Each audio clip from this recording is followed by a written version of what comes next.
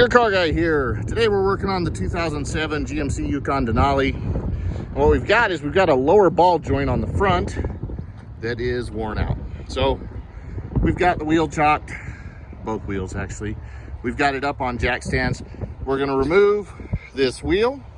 We're gonna remove the CV axle. And we're gonna show you how to change this lower ball joint. You don't necessarily have to have any special ball joint press to do this. It will take a little bit of persuasion and work, but it's really not that bad a job to do. The lug nuts are 22 millimeters, so 22 millimeter socket on an impact if you have it. If not, use your lug wrench. All right, we're gonna remove our axle nut with a 35 millimeter on the outside. Then we're gonna remove our inside axle nuts, which you can see right there, with a 15 millimeter. So we'll get all that out so that we can slide the axle back out and get access to our lower ball joint, which is right here. So by getting the axle out of the way, that's gonna give us room to work as we do this. And the axle is really not bad to get out of the way. It doesn't have to come completely out. We're gonna drop that end that's up against the differential down and slide this axle back. The end of it will still be hanging up in here while we work on changing out this ball joint. All right, with all the bolts removed, they're on the axle flange. You can just simply pull it out and get it kind of out to the side past the differential here so that you have room to remove it. All right, so to get our axle all the way out, we're gonna remove our two bolts here on the bottom of our strut, and then we're gonna remove the three bolts that are up on the top of the strut. So, or three nuts, I should say. There, see, I've got a resistor zip tied to the one, but you can see, let's get it focused there. That one right there, this one right here, and this one there. We can take them all the way loose and drop that out if we need to, which will make it easier, give you some room, or you can just take them loose on the top and give yourself room to move the strut there on the bottom. All right, these bottom bolts are 15 millimeter. Get them out, take both out, and then we'll work on the top. These top nuts are also 15 millimeter. I'm just gonna slide a ratchet wrench back in there so it can work, and I'll get these out. With the strut down, that gives room to drop the axle right down behind the differential there, and then just slide it out up here. And now we've got room to get to the top of our lower ball joint. Next, we're gonna go ahead and take off this nut right here. Now, normally you'll be able to just zip this off if you use an impact. Sometimes if you're using a wrench, the whole thing's gonna wanna turn. You'll notice this does have an Allen head shape in the bottom of it. So you can put an Allen wrench in here while you put another wrench out here in order to get this removed. This is a 24 millimeter nut to remove, so we'll zip that out. Okay, now that we've got the nut off, what we're gonna do next is get this to come out of the spindle. In order to do that, we're gonna strike very hard here with a hammer. What that's gonna do is it's gonna squeeze this, and it's gonna actually push out that lower ball joint and control arm. Now I've put a jack up under the lower control arm, just help stabilize it a little more, but push up. So what's gonna happen as we hit this whole assembly is gonna drop down, and then we'll be able to move it out of our way while we work on getting the ball joint out. All right, now you can see that the ball joint has come loose there, and we can pull down on this whole spindle assembly to get it out over this, and then we can actually push it kind of to the side. All right, so we've gotten the lower ball joint out. Now the next step we're gonna do, this has been staked in. So they've taken a press or a hammer and crushed the top of this to create a lock that holds it into this lower control arm. In order to get it out of the lower control arm, we're going to take a grinder and just grind those edges off where it's been staked. And then we're going to take a long, firm bar and a hammer and just drive it right out the bottom. By leaving the jack under it, that's going to support it, so when we're hitting it, it doesn't just bounce up and down and absorb all of the force of our impact. All right, now that I've ground my staked areas out, I'm going to take my long metal bar that I've got here, rest it right on it, and then I'm going to beat the crap out of it with a hammer from the top. Using this allows me to get a good swing without having to damage any components or disassemble other things.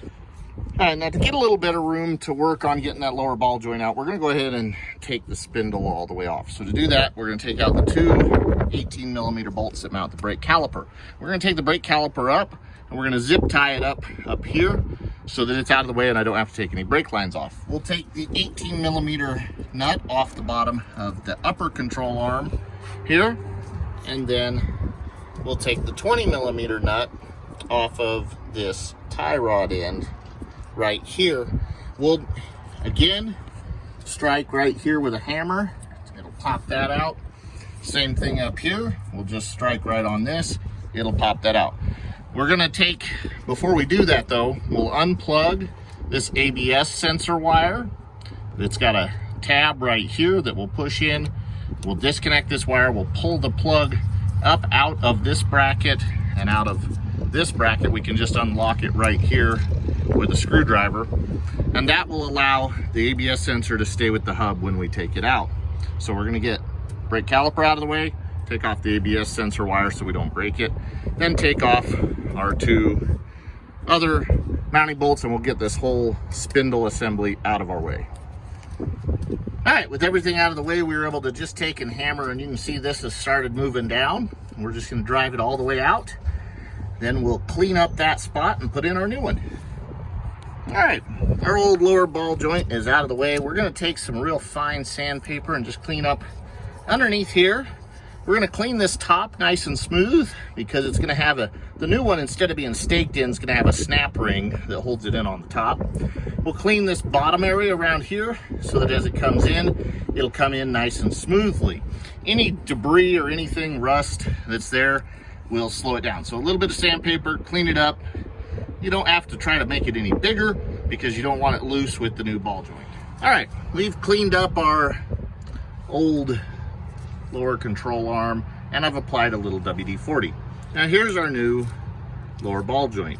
Notice it's a little bit different than the other one. It has these ribs or teeth that are going to bite when it comes in. Now it comes in from the bottom here. What we're going to do to put it in, I've taken my castle nut and I've flipped it upside down. I'm going to take the jack out from under the lower control arm, and I'm going to put it underneath this. Then I'm not going to beat on this lower ball joint at all. I'm going to take and tap around the outside of the lower control arm with a hammer, and that's going to allow the pressure from the jack pushing it up to gently move that up into place. All right, so I have my jack in position, and what we'll do is we're just going to take and very gently work our way around with the hammer. As it starts going in, it's going to work its way up. Now, important thing to remember is you got to get it going in straight first. Right now I'm actually a little cockeyed. I'm just going to take and work it over, get it straight, and it'll start working its way in. So now you can see this is coming in. When you're working the hammer, you can hit all around out here, but as it's coming up, don't hit the top of this or around that edge because you'll kind of mash it in. You want to work these outside edges. Keep working it up until that is flush with the bottom of the lower control arm. Okay, we got a few parts that came with the new ball joint. We've got our snap ring that's going to go around inside that groove there and retain this. we've got a new grease zerk on a 90-degree angle. We're going to screw it right in the top of that hole, and we'll leave it either facing kind of at a 45-degree angle front or a 45-degree angle back in order to be able to get a grease gun easily into it to grease this lower ball joint. You're also going to get this little cotter pin. That cotter pin, as we go and install our castle nut, which we'll put it back on the correct way. We'll put this on, we'll torque it, we'll run that cotter pin through this hole right here, in through the turrets of the castle there, and then fold it over, and that'll retain that castle nut from backing out. We'll go ahead and get those pieces installed. All right, next we're gonna grab our spindle and we're gonna lift it up onto our upper and lower ball joint and line it in with the appropriate holes, and then get at least, I'll reach in behind while I'm holding it up and start this nut to just hold it in place while I can put everything else and attach it. Now to tighten this up, I've got a 6mm Allen socket into the bottom of the bolt and my 18mm ratchet wrench, and then I'll use the 6mm to hold the bolt from turning while I tighten it with my 18mm. It's important to remember to line up one of these turrets so that the hole for your cotter pin can go through, and just slide it through, bend it over. That'll keep that nut from backing out.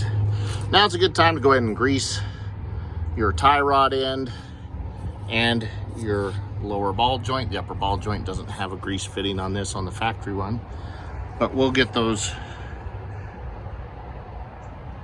buttoned up and greased. Then we can put our axle back in and put our brake caliper back in and reattach our ABS sensor. Okay, so we've put our axle back in, torqued our axle nut. We put in flange nut bolts back there. There's a better view of them back there. We've torqued them as well. We've got all of our bolts nice and tight here. We've greased everything. We've put back in our brake caliper bolts and torqued them. Now all we've got to do is put our wheel on. Don't forget that we also put our ABS sensor cable back on and connected it. We're going to put our wheel on, we're going to torque it, we'll lower everything down, and we'll be good to go. All right, we're all finished. I'm going to put the torque specs in the description of the video for everything that you're going to need. But if you're going to do this job, budget yourself 2 to 3 hours depending on your skill level and your tools. But overall, it's not something that's too bad to do. The hardest part is actually getting the old ball joint out. After that, it goes pretty smoothly. This is your car guy. Please subscribe to the channel and like and share the videos.